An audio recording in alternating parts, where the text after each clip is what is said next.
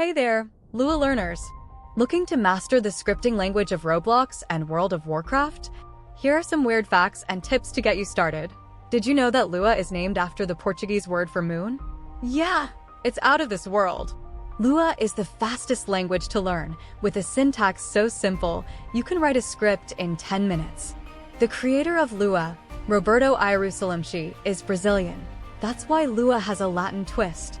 Here are some tips to learn Lua in no time. Read the official Lua documentation. It's only 20 pages long. Practice with online platforms like Lua.org, Codecademy, or even make your own games on Roblox. Join online communities like Reddit's r/learnprogramming and r/Lua for support and resources. And, most importantly, start coding. You won't learn Lua by watching tutorials all day. So, get ready to take off and explore the world of Lua. It's not rocket science, but it might just make you a rockstar developer.